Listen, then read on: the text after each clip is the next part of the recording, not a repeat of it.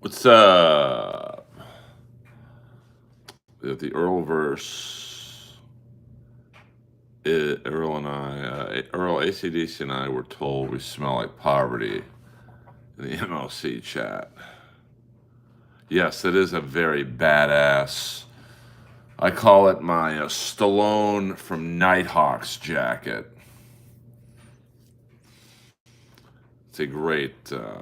You will see me with it on stage, probably tomorrow night at the Comedy Store, which I will be appearing 10 p.m. A somewhat of an early show. So I don't know how this is a fake live stream, Chief, but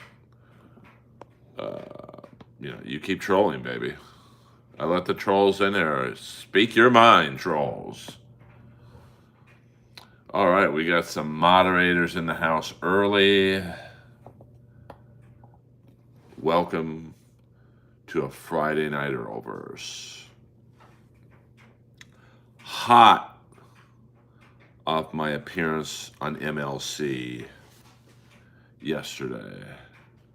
Oh, interesting. Nighthawks is a very under the radar Sylvester Stallone movie from, I believe, 1981. So have a good time. It's Saturday night for you, Shandy girl. So have a good time. It's Friday night for us out here in California, 8:10 Pacific Standard Time.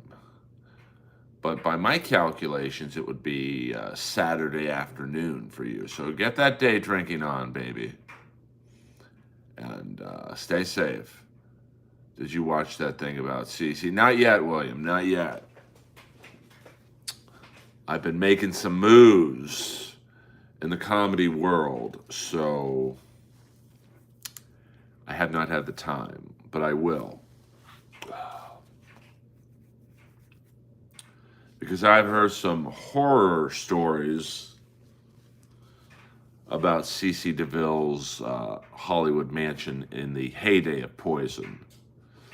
It's not right for the letter. It's not. It's not right. It's not the right time for the letter. You'll know when it's the right time for the letter. You ever DDT a woman? Well, speaking of the letter, no, I have never DDT'd a woman. But I appreciate your eagerness, Mr. Sudbury. Yeah, I mean, there's some great Van Halen videos that someone just unearthed and are throwing them up on YouTube, just like vintage, from like 77 to, like 84. And hold on. Yeah, 100% Stevie B. I answer all questions in here. So ask away. Yeah, he was big time on the yayo. I mean, you see some of those. If you watch The Poison when they were on MTV Awards, and I think they're supposed to play Talk Dirty to Me, and he just starts in after a few bars of Talk Dirty to Me and goes right into like Fallen Angel, or maybe it was the other way around. Yeah, that Full in Bloom channel is very good. Message held for review. Those are always fun. You ever RKO someone naked? I mean, probably back in the day, if you know what I'm saying. And by back in the day, I mean about a week ago. Hello. So I don't really try wrestling moves out on girls. But, they've tried them on me once. One time when Eleanor's wacky friends from the women, from the Glow days, put me in a figure four. She was like the heel character. And fuck, that hurt, man. She really synced it in. Wrestling might be fake might be predetermined, but some of those moves legit hurt. I mean, she could have torn my ACL if she kept going. I mean, I was in so much pain, I started tapping my own leg. I've never had a disease. Never. Let me see. I'm 21, so I've been boning for 35 years. I bet you do, AC/DC. I bet you do. What up, Hitman Edits? We're just chilling in here on a Friday night. The stream has no direction. It's just we're at a bar. We're just talking shop, chopping it up. Any butt uglies? I mean, yeah, there's probably been a few, to be honest with you. I'm Honest Earl. We'll give you guys a side view. I know you guys like the side angle. Maybe I should put the Earl sign later. But, and some real good lookers, too. Yeah, I mean, they probably are hornier. That is for sure. But, you know, I'm single and I'm out of the game right now. I just, I've been laid enough. I can be alone, but not be lonely. Yes, hit the like button, please. Please, for the love of God. Hit the like button. Sir, you fine as hell. Well, thank you, Scotty. Of course, I wish a girl was saying that, but yes, the Kiss shirt tonight is... It's an old school Kiss shirt. From the Destroyer tour. Scotty is a girl? Oh. Shalom, shalom, Earl. SCVID show.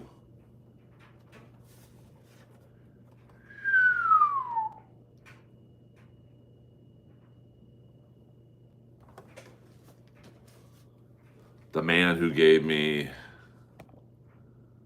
the Chandler doll. Welcome aboard, everyone. You might have a point there, DB Cooper. But I'm alone by choice. Trust me on that one. I have plenty of options in terms of the female sex, if you will.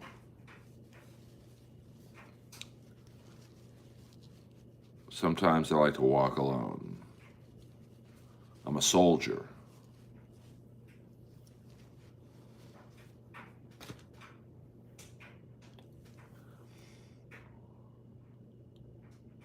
%, especially in California. And some may take a bit more than that, to be honest with you.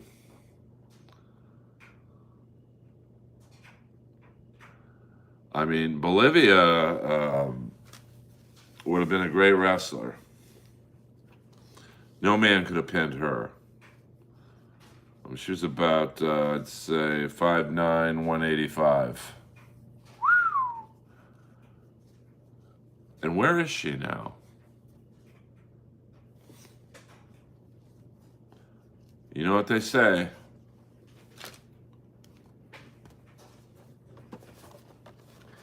You know, Earl, you're right. The grass ain't greener.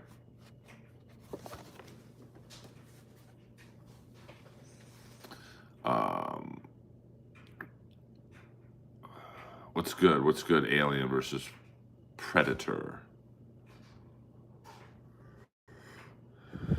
We're soldiers. I never knew that. I never watched one episode of The Sopranos, so I did not know that.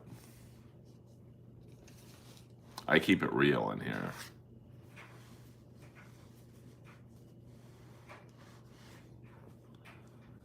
I mean, I think Bolivia's game plan was to fuck her way to the middle. Uh, yes, and along with John Deal, who played kind of the nerdy guy. He later became Switek in Miami Vice. Sherry Martell was a great. I was watching some promo she was in with Kurt Angle where they're doing the Shawn Michaels song. It was pretty funny. And of course, she's in the infamous Booker T promo.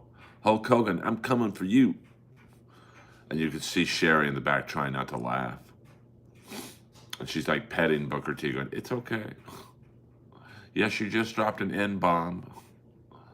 But that's okay. I mean, we all know now that that's probably what Hulk Hogan wanted to call Booker T."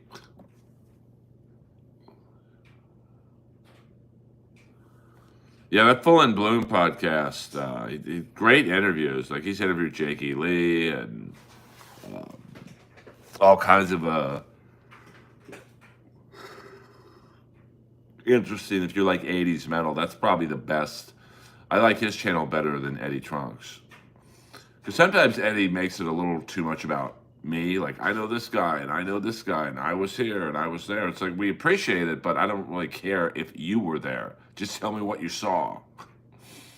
But Eddie Trunk is probably really the last guy with a radio show that still carries the torch for 80s metal. I mean, where else can you find out in 2025 what new album Shark Island is up to? You know, not many other places are covering that story. It ain't like it's hot off the presses. Yeah, good job subbing to that, Kip Smith. I mean, if you'll go on a rabbit hole of any, you know, he's got some good interviews with like George Lynch and Jakey Lee and scores of other people. And he's pretty down the middle. He doesn't really make it about, it's me, me, me, me, me. It's, yeah. So I just took my caffeine pill. It hasn't quite kicked in yet. So it's very interesting. You'll go down a rabbit hole for sure. So who are you? I'm the guy who's the guy. Who are you, Feel the Rain? I am Earl Skakel, a stand-up comedy performer in Los Angeles, California. Who would you like to work with either in TV or a movie? I'd like to work with Brad Garrett again. He was really cool to work to.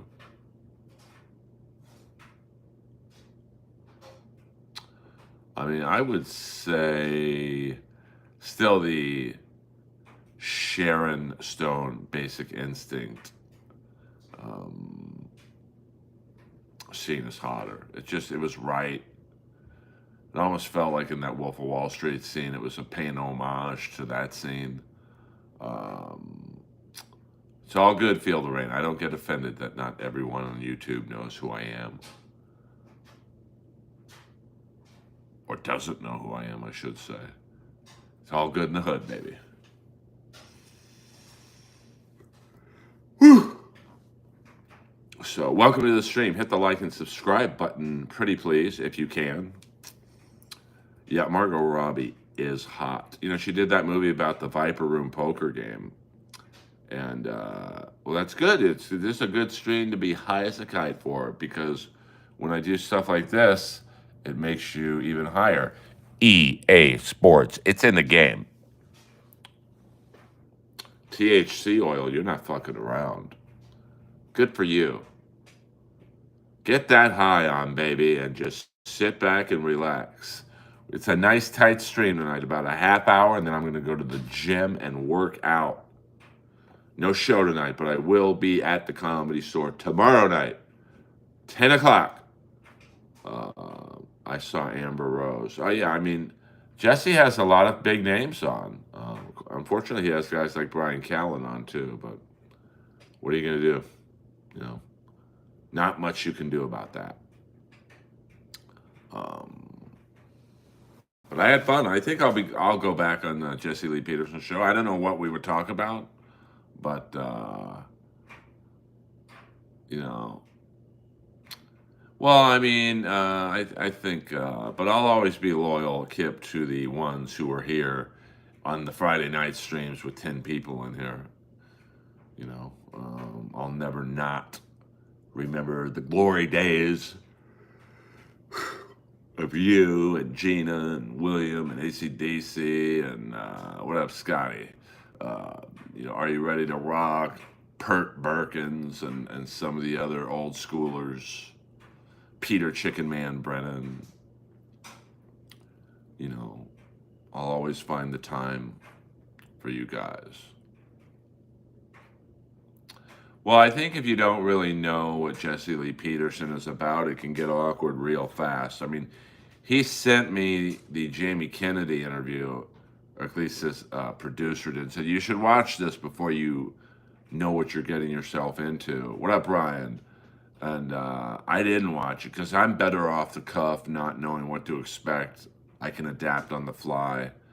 And I don't know. I get a gay vibe from him, to be honest with you, but I don't know much about his personal life. Of course, when I did the interview, when I got home that day, someone sent me a clip of a bunch of guys accusing him of stuff. So who knows? I don't know.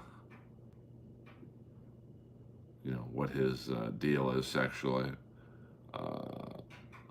Yeah, Zoom's right on that. I mean, when I was there, the producer or whoever this kid was, probably early 20s. I mean, there was definitely, I would say, a dynamic there, if you know what I mean. Well, that's the same thing with Matt Drudge. I think a lot of people didn't know Matt Drudge was gay, which was funny because when he had his radio show, he had a lot of homophobic callers not picking up that Matt's gay. And so it was kind of funny how Matt would troll them. So, yes, right-wingers are gay, left-wingers are gay, people in the middle are gay. I mean, there's more. Lindsey Graham, I don't know if he's gay or not, but, he probably, I could see him. I could see him. Oh, thank you, AJ. It's about a 2-minute joke, but of course on when you're trying to get it short, it has to be under a minute. So I had to chop it up into like two pieces, but I appreciate it. I put up a short every day of my comedy. So, and I do realize there are some repeat jokes, but sometimes some of them hit. Like I had one. Last week, I think they had like 1.2 thousand views, which is a lot for me. Typically, I get 300 to 500. But it was a repeater joke. Hey, what's short? Out of control. Out of control.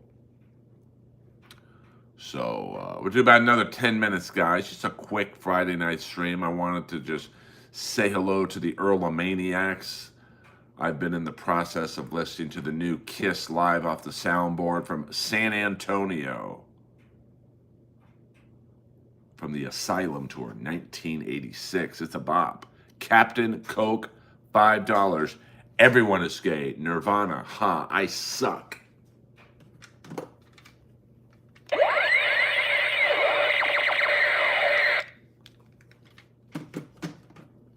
Thank you very much, Captain. Aye, aye.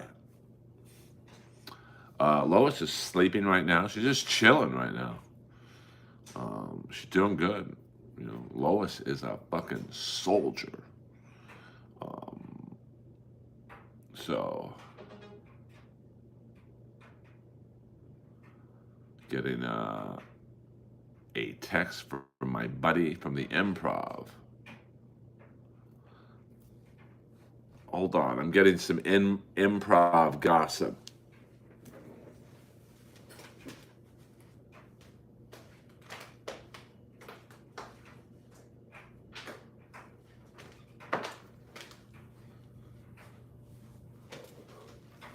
People text me their dirty little secrets.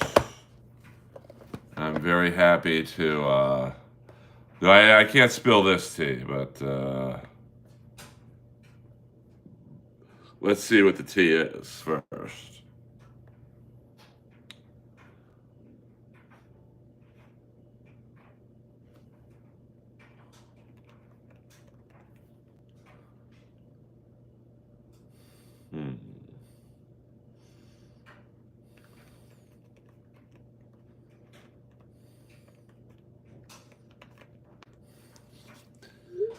It's not that good, to be honest with you. Nothing groundbreaking that you guys. It's a little inside baseball in LA comedy. So, um, well, no, I would tell you if it was something good, but it's about a comic that none of you guys know. So it's really there's a comic in the LA scene who is always telling everyone how good they're doing and how they always have something going on, and they're at the Improv bar right now depressed because they didn't get an audition. But they're always killing it. They're always killing it. They ain't killing it if you're at the bar at the Improv and you're not even on the show that night. So, there you go. Oh, okay, hold on. Let me do that right now, kid. Let's see here. I do have a good picture of Lois. Hold on here. Now I gotta find it. I apologize. Hopefully it pops up.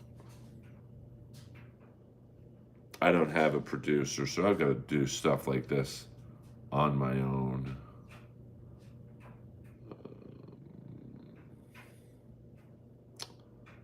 Let me find that picture of my baby Lois.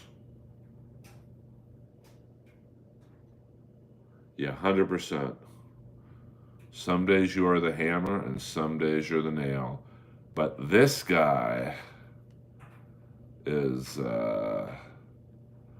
he's never the hammer. Trust me on that one. Let me see here. I've got, I'm trying to find this picture for you. Let's see here. Let me look for it. That's one picture I sent you. That's not the one I'm looking for. I'll figure it out. I don't want to have my head buried in my picture. Okay. Bob Saget's death does seem a little weird, but I wouldn't read too much into it. I mean, I don't think that it's that crazy. William Holden was a drunk. If you remember who William Holden was, he tripped while he was drunk, hit his head on a coffee table, and died. Sometimes life isn't a conspiracy. So I don't think that they. Do you smoke? What is this? A scene from Lethal Weapon? Huh? What the hell does that mean? Do you smoke, Mr. Joshua? Your right arm. The bulk of the heroin will be there Friday. If you try anything, you'll have to speak with Mr. Joshua. You guys are gone, man. Like, gone. What was it about? Oh, the Hell in the Cell. Yeah, I mean, I've already heard most of that, so it wasn't like earth-shattering to me. I saw that guy, Edo Ross, at the 7-Eleven down the street from me, and like he was in line buying, I don't know, candy or something, and I just looked at him and I'm like, do you smoke? Shut up. And he's like looking at me like, huh? I'm like, tell me you're using mercenaries. Tell me I'm wrong. No, you're not wrong. The great Edo Ross. Captain Coke, $5. Are you cool with Craig Gass? Yes, you have many stories with him. Do you have any stories about him or whatever? I love your channel.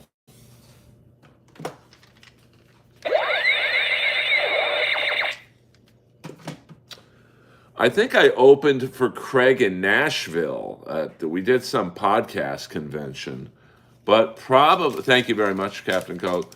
Probably the only really funny Craig Gass story I have is we were separately, but we stood next to each other because we were in the pit for Guns N' Roses at Dodger Stadium, and they started Welcome to the Jungle. And that's probably, at least in my lifetime, the most identifiable song from just the opening guitar riff. No, no, no, no, no, no, no, no, no, no, and the crowd's getting really pumped. And I said to Craig, hey, what song is this? I don't know, I thought it was pretty funny. That's really my only Craig Gass story, to be honest with you. He was on my podcast. If you want to listen to Craig Gass, look up Craig Gass, Inappropriate Earl. And And he did call him. Actually, I have one more Craig Gass story. As many of you know, or maybe none of you know, my girlfriend at the time is still the co-manager of Motorhead. Motorhead still does business, even though the classic lineup's all dead. But one night, I think Eric Singer might have had Craig Gass call my girlfriend as Gene Simmons, and he was saying stuff that Gene Simmons wouldn't say to Shelley, was her name. But it was pretty funny. Like, for the first minute or two, Shelley was like, thought it was Gene, and then he was like saying some inappropriate things. Yeah, who said that, Official Leo? Do you play any instruments, Earl? No, my friend Brent Fitz, who is Slash's drummer, when he was a struggling musician in LA, he worked at a place called Johnny Guitars. And I would just go in there and hang out with him. And he tried to teach me guitar once. It wasn't happening. I have no musical talent. No, Lemmy was never sober. When you say sober, do you mean like not drinking? But he was a functioning alcoholic, I would say. Oh, that's cool, Jake. I mean, Craig's a very nice guy. We get along very well. We don't talk a lot. Comedy is one of those things that you kind of fall into different circuits, and you lose track of people. Captain Coke, yes, this is Gene Simmons from Kiss. I don't really do very many impressions other than the Indian from Predator. I've never met Anthony Cumia. He's a New York guy. I never really listened to Opie and Anthony. And that's not like me trying to, like shade them. Like I was a Stern guy, and then as soon as Jackie left, I didn't really listen to the show anymore. I think I just more listened to music and stuff. I'm not hating on Opie and Anthony. I mean, they probably seem, their humor seems pretty juvenile, so I probably would have liked it. And I've talked to Opie a few times, on Twitter, but yeah, I mean, it's scary, Jenna, how Nick Simmons looks very much like Gene. Like, they are very similar. I mean, I just liked Jackie. I mean, to me, the problem with like Artie Lang was that he too many times he made it about him. But I get it, he's a stand-up comic, so he's supposed to make it about him. So I'm gonna order some dinner while I'm doing this. Fuck yeah. I'm not fucking around tonight. Gonna order a protein shake and a burger. And this is where I wish I had an assistant. Yes. All right. We'll do that. We'll do that. We'll do that. Do that. And all right, there we go. I'm ordering dinner as I'm doing this stream. I'm a fucking pro. I'm a pro's pro. Right. Bingo. Place order. I don't know. I just never really liked. Oh yeah. I mean, I'm not. Listen. When you're a stand-up comic, it's very hard to work under the context of an ensemble cast, But I think Jackie got Stern's humor or the vibe more, in my opinion.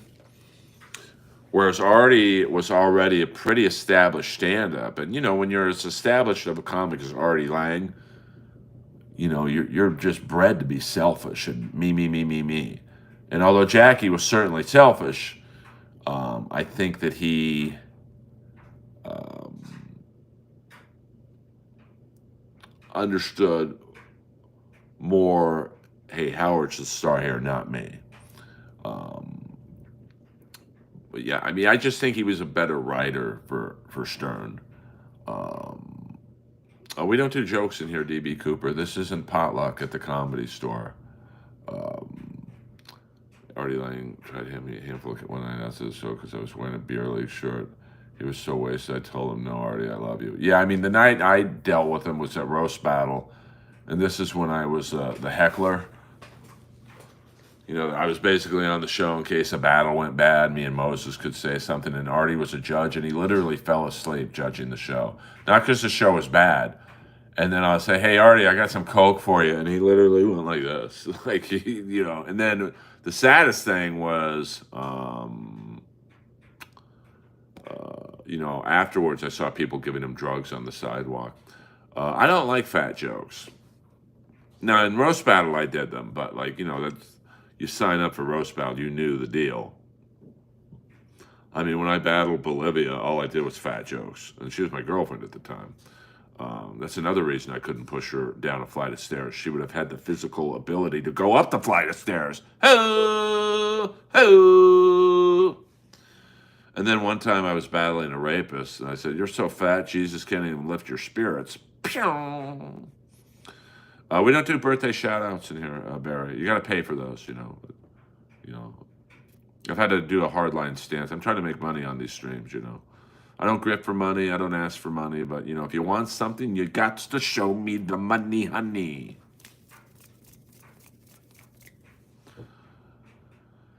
Happy birthday, Barry. That's a one-time exemption. Here's something else I do for free. EA Sports. It's in the game.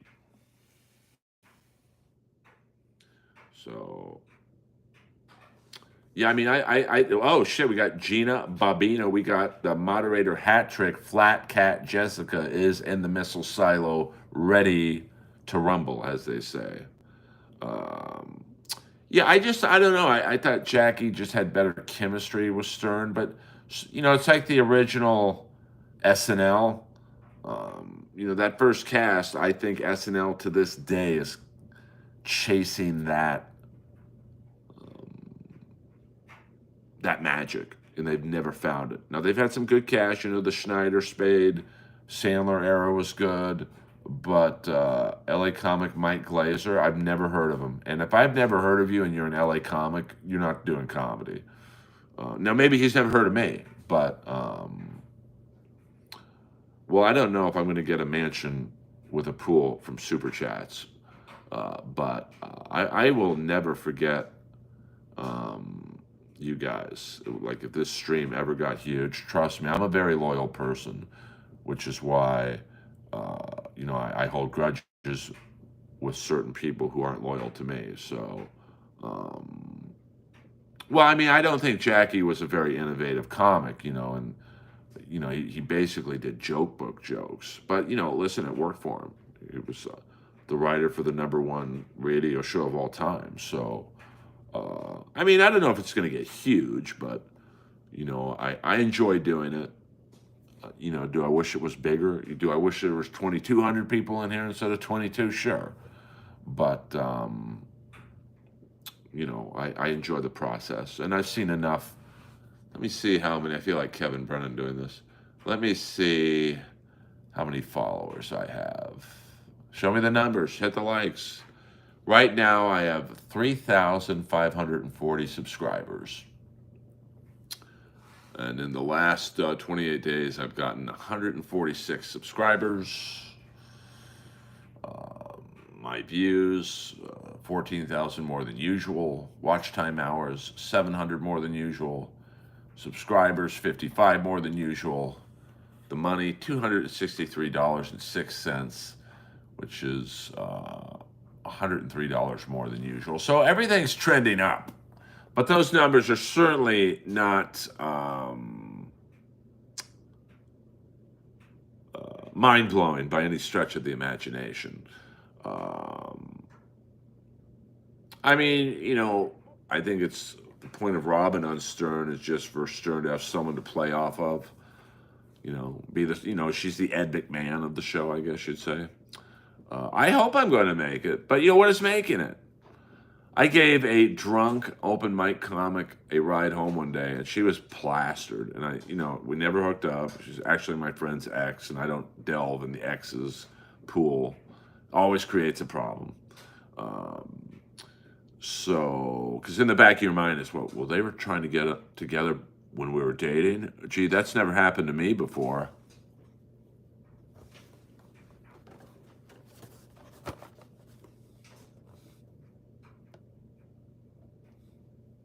Sorry, I got a booger in my eye. And she's like, Earl, I really look up to you. You've been on an Adult Swim cartoon. You're paid regular at the Comedy Store. Blah blah blah. And I'm like, oh shit, I have made it. But it just, making it is different for everyone. To this girl, I made it. To me, Joe Rogan's made it. To Joe Rogan, probably Adam Sandler's made it. To Adam Sandler, Albert Brooks is, it's like everyone has someone they wish they were. So, no, 100% the podcast has not made it. And people ask me why I don't do it more. It's like, at least with this stream, I see progress. Like all that shit. And I'll show you my numbers. I don't care. Like at least, so you see, we'll start there. Then there. And then there. And then there. It's not earth-shattering numbers, to be perfectly honest with you. But I see at least some progress. But with the podcast, I just saw 370 episodes in, and I kind of figured out, sorry, I'm just suggesting this, the Zoom situation. So I was getting bigger guests, and I just saw no light at the end of the tunnel. Like this time last year, I probably had, I think maybe about 1,600 subscribers. So, I've more than doubled my subscription base. So, I'll take that. If this time next year I have, 8 to 10,000 subscribers, I'll be pretty happy. And I'm hitting it from all angles.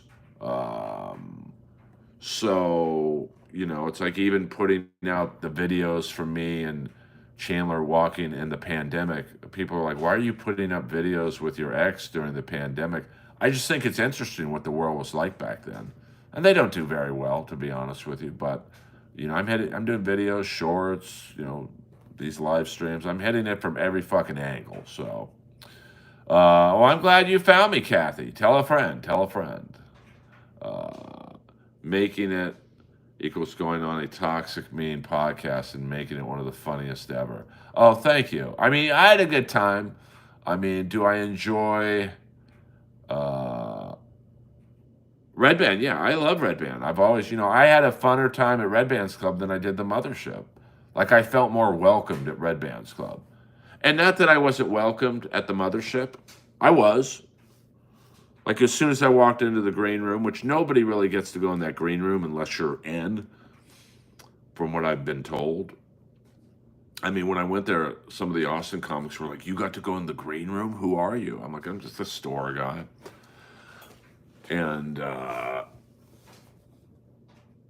Joe got up right away and hugged me, and he was on a phone call. He stopped the phone call and, bought us all dinner afterwards and whatnot. So, I love Joe. He's always cool to me. But I don't know. There's just something there.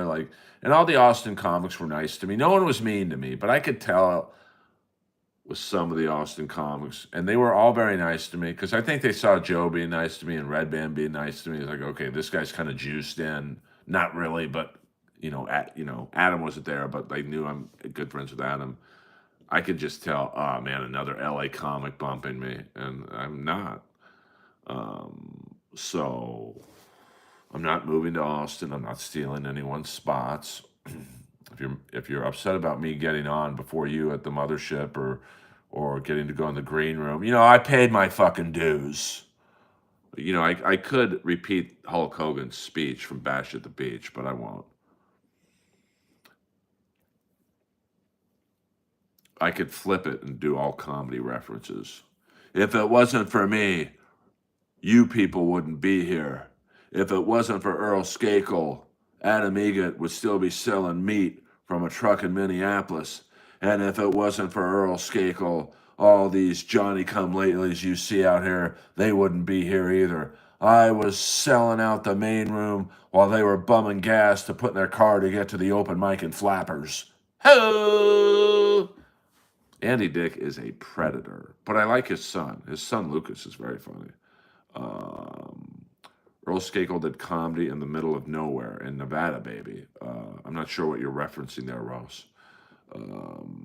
So, I mean, Andy is just kind of sad, It's just like, fuck, man. You had the world by the balls.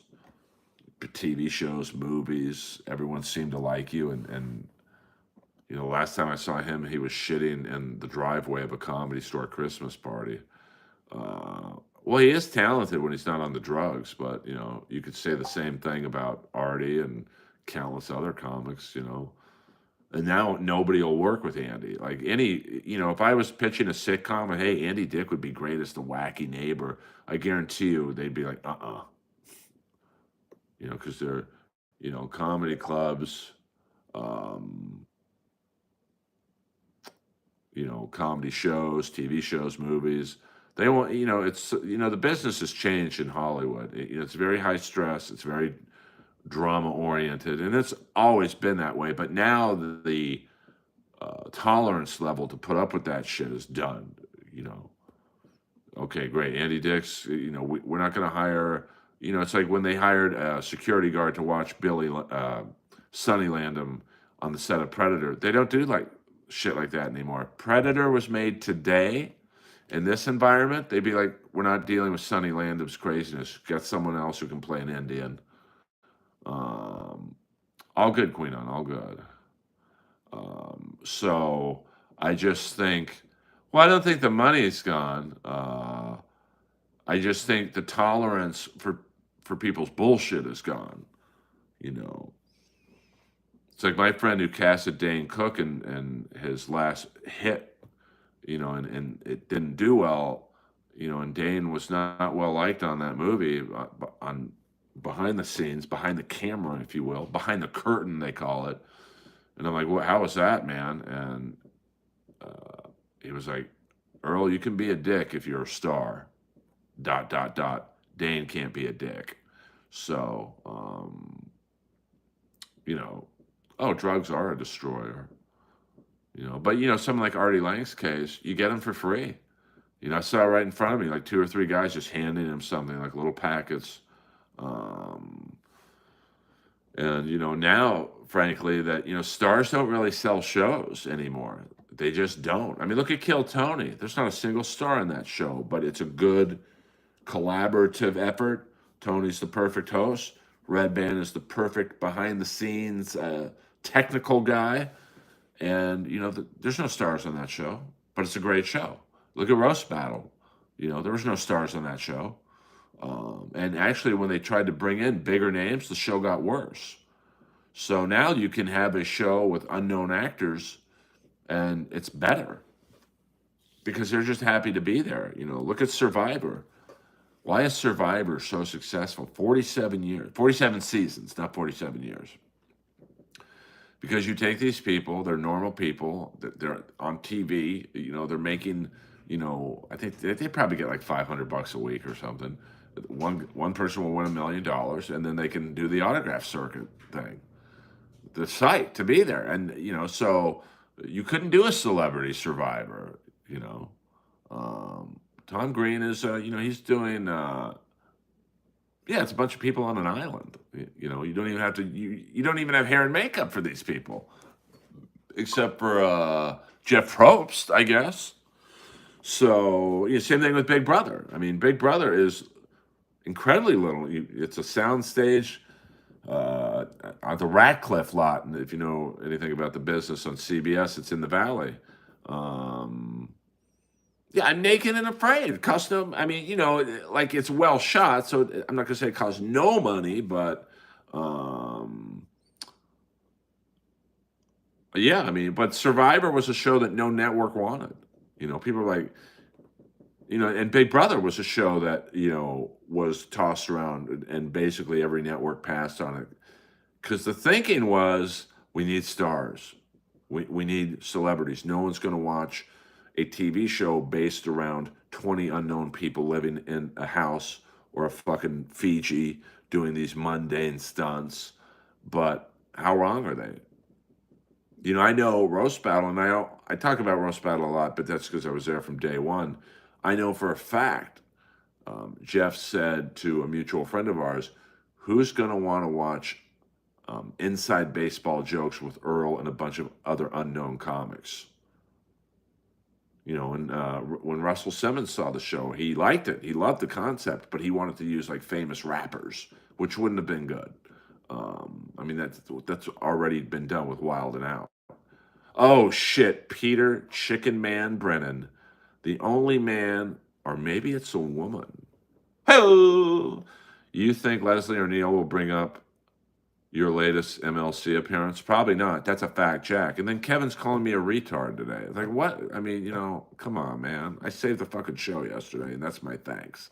And you guys wonder why I don't go on it that much. So, Okerson spoke of Kevin on Joe Rogan. Well, I mean, Kevin Brennan. I think Kevin's the funniest one out of all the people in the Dabbleverse and Dabbleverse adjacent. I think Kevin and Florentine are the two funniest by far. But me and Florentine are kind of in the same boat where we're not in the Dabbleverse, but we watch it. I mean, I love Kevin, and I know he's doing shtick, but it's like, I've never asked for money. What have I, Zoom, you probably know more than I do. What have I been on MLC about 30 times? I've never gotten paid $1. Don't want any money from Kevin. But because I respect him so much, I'm like, yeah, man, I'll do your show. And, I don't know. But I get it. It's Kevin's thing. Why do you act stoned in your act? I don't. I'll act how I want to act in my act. I don't act in my act, to be honest with you. I don't know about that, Moses. I'm funny. Um, I'm not stoned. I talk slowly. Um, yes, Kevin Brennan is the one who does the mean guy act. I mean, me and Jim should do a wrestling show. Like, if we lived in the same city, I would love to do a wrestling show with Jim. I'm just kidding around, pure blood. Um, but it's funny. Most people do think I'm stoned, or every party I go to, people ask me for coke. Hopefully, Marin asks you about MLC after a die episode. Well, it is funny. Chandler was in the parking lot talking to one of her friends or whatever, and me and Marin are talking about what were he was asking me about Owen Benjamin, because he's like, you used to know Benjamin, right, Skakel? And so yeah, it was like kind of normal when I knew him. And then his eyes caught Chandler, and listen, I think we all know the status of me and Chandler at the moment, not talking and whatnot. But she is a beautiful girl. I mean, out of all the women I've dated, she's the most pretty naturally by far.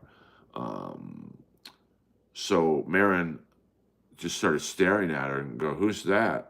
That girl looks dirty." I'm like, "That's my girlfriend, bro. Like, what is going on here?" Um, I mean, Marin's Marin. I don't think he's insane. I just think, I mean, my read on him is he's kind of a funny bitter. He's like Kevin. Kevin's funny because he's kind of a little bitter and a little angry, but that's it's not a character. That's who he is. And I think, well, I don't think she's in here, to be honest with you. I mean, I think maybe one of her friends might from time to time lurk. But I mean, that's why I like Maron. It's not an act. There's some comics who put on an act like they're angry, and then the minute they're off stage, they're buying people drinks and helping people get gigs. It's just shtick. Um, that's why I personally like Bert. Bert is that way off stage. Just a big goofball. I mean, no, Bill Maher's. He's another one who's kind of bitter and angry, and he's just bitter and angry, even though he's really successful. Um, so, um, that's why I actually like them. It's not a facade. People. Um, I think people think it is, but he's pretty real. Like I flirt around some of the things I want to say because I don't want to get sued or whatever. I mean, listen, with what I have on certain people, I my podcast would probably get Rogan numbers if I really said what I know. But I'm not into that combat negative podcasting. I don't know much about Colbert. I mean, any successful comic is going to be a little weird, to be frank. So, that's just the way it is. Yeah, but now I think Maher's going almost more to the right now. Um, and I met him a few times at the Comedy Store. I'm like, hey man, I loved you in DC Cab, and he kind of shot me a look of all I've done, and that's what you remember me by. And I'm like, yeah. Um, I never saw The Ringer, to be honest with you, DB Cooper. Am I eccentric, or is Bill Maher eccentric, or is Colbert eccentric? I don't know who you're talking about, Pure Blood. Um, but I think Jeff was right from the standpoint of, here Maron's complaining, and like any of us, and I don't know if Jeff Dye has a podcast. I'm assuming he does. I think it's sports related, or he did have one. But most of us would be creaming in our pants if we could get the president of the United States of America in our garage. Like you saw with Kamala Harris, and not this one, but Kamala Harris. She told Rogan, "You can come to D.C. and I'll give you a half hour or an hour." She said, I think. So, Barack Obama went to fucking Maron's house. Now, I have a friend of mine in Chandler's who lives 3 down from Maron, so I know exactly where he went. It's kind of, it's in like the Pasadena area. That's pretty amazing, and but that's Maron. He was like, "Oh man, if the president of the United States comes over, I got to clean my garage." That's just who Maron is. I'd be like, "Hey man, come on in, Barack. The place is a mess, but there's a seat for you." DC Cab was an under the radar good movie. Great cast. I mean, the great Charlie Barnett, Adam Baldwin, Gary Busey. Max Gale, if you like Barney Miller. Um, well, I think that might have won her the election if she would have gone on there and had a good interview. Because if you look at, not that we want to talk about politics, we'll go about another 4 minutes, guys. Um, but JD Vance seemed like a likable dude after the Rogan interview, where Kamala said, it's so hard to not say Kamala. She just seemed like she was afraid and didn't want to be put under the microscope. And sure, Rogan leans a little right, so maybe he was a little more favorable to Vance than he would have Kamala. But I think Rogan would have been fair with her. And Rogan's like Stern. He doesn't get the credit, but he's a good interviewer. Um, I think if she would have stood in there, taken the fire, you got to give Trump this. He goes into that Black Women's Conference. He knew he was going to get shit on. He still went there and stayed in the pocket. And Kamala said she was too busy for Rogan, but the same day she's on SNL. Like, what is that? Yeah, I mean, let me hold on. Any movie deals for you in the future? Well, I just signed with a big manager, so he's the type that will get me on something sooner than later. Well, like I said, SC, I think Joe does lean to the right, but I think if she would have stayed in the pocket and went toe to toe with Joe, it would have, there's a lot of people on the fence in this last election. And although Trump won by a substantial margin, 6 or 7 of those states were razor thin. They could have easily gone to her if I think she would have gone on Rogan, the biggest podcaster in the world, and stayed in the fire. But she bitched out, and I think people were like, okay, Trump and Vance went on, and Biden never would have gone on Rogan. So, listen, it's a new age of social media, baby. So you have to keep up with the Joneses. And, Trump, whether you like him or not, he's very good with communication and selling a product and a storyline. And Kamala and Joe weren't. I mean, they fucking hid Biden the last couple months. I mean, this is the motherfucker with nuclear codes. And where was he the last few months? They didn't even want him on her campaign. Like, your boss should be the first guy to be stumping for you. And they're like, we'll take it from here, Joe. Go back to sleepy. Send Rosemary the link. Mr. Ray P. Ray might super chat. Now, I don't show for super chats, chicken man. I don't do that on here. Let's be honest, man. I am honest, man. Or woman. Knowing there was a death pool for Joe is even more creepy. Have you ever met? Oh, I'm sorry, some dude. I saw that. I didn't answer it. I've never met Dennis Miller. He's another one who changed. When he came in, he was like, kind of liberal. I still like his joke about Dan Quayle being like Benzer from Vegas. Don't touch the T-bird. But he got like Sean Hannity style. And I kind of liked him on Monday Night Football, but I knew that was not going to last. It's too deep. When people are watching football, they don't want to think about your obscure reference joke. They want to just talk about football. I wasn't like a super fan of Chris Farley, but I'm not, I'm not a hater either. I mean, I don't know. I've never met him off air, so I don't know, to be honest with you. Who was more talented, Chris Farley, John Candy, or Ralphie May? I mean, Ralphie May was the better comic, touring comic. John Candy, I would say. But Farley's right up there, too. I mean, it's probably a tie between Farley and Candy. So I'm the same way. You should see. I just got my, I pay my taxes quarterly. I just got my tax bill. I mean, it's outrageous. Now, it means I made money, but holy fuck, man. I can barely afford to pay my taxes. And I make money. So I better get on a TV show. You look like my old roommate, Jake. He tried to kiss me once. What the? Get out of town, man. We don't do that gay shit in here. We don't do gay ops in here. Yeah, pay, pal, Earl Skakel. EA Sports. It's in the game.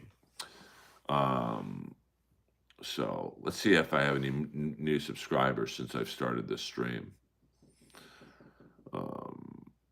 I remember I have a funny John Candy story, and then I'll end it on that. I was eating lunch in the grill room at Bel Air Country Club, and John Candy was on the 10th tee. Now, if you can Google Earth, I guess the 10th tee at Bel Air Country Club, but it's about a 250-yard par 3, but probably the first 150 yards are a canyon. So you've got to clear the canyon, and it's intimidating. It's not a hard shot for a pro, but if you're a hoofer like me or John Candy, it's incredibly intimidating. And the grill room is right behind the tee box, so everyone's watching to see if people pump balls into the canyon. And I went out there, and John Candy, thank you, Pure Blood, for the subscription. John Candy hit about 6 balls into the canyon, and the caddy was like, hey, Mr. Candy, the drop area is on the other side of the canyon. You've hit about, and he's like, you can go over there. And John Candy was like, why? And the caddy was like, because you just hit like 5 or 6 balls into the canyon. And John Candy looks at me and goes, I don't see a canyon. Hello! Hello! So I just remember I only met him once, but he was very nice to me. So what happened to Dr. Nova? I think no. I see him in the morning chats a lot. Um, so you can't be that fat, man. I don't mean to turn this into a fitness fucking thing, but John Kennedy was probably 100+ pounds overweight. I mean, Ralphie May was probably 300 pounds overweight. Chris Farley was overweight, but at the end of his life, I think he was trying to get healthier. But you just can't fucking turn on the healthy switch. If you're doing coke and drinking like Farley was, you just can't stop and go, okay. It's the damage you do to your heart is just, it's almost irreversible. Yeah, but David Lucas, yeah, he is fat. I mean, there's no, and from what I hear on the, people report to me, about people on the road, and David Lucas loves to eat in the green room. Oh, he's Patrice O'Neill light. That's the only time light will be used in a sentence to describe him.